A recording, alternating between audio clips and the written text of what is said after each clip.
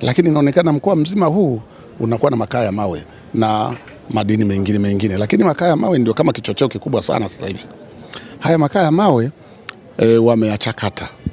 Watu wengi wanadhani kwamba haya makaa ya mawe hayatatusaidia kwa sababu wengi wanafikiri yanatoboa sufuria, ni makali, lakini wameyapunguza kiasi kwamba tunaweza kutumia kila mtu kwa matumizi yake anayoyahitaji.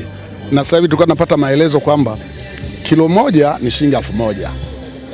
Kwa hiyo tunaomba wananchi sana wahusike ili kupunguza ukataji wa miti.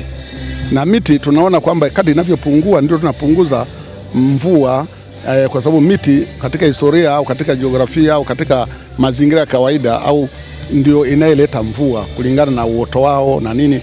Kwa hiyo nadhani wote tushiriki katika kutumia makaa ya mawe, na leo wameyaleta hapa, na hata kama ningekuwa ningeweza kuwashikia hapa nikawaonyesha jinsi makaa ya mawe yalivyo.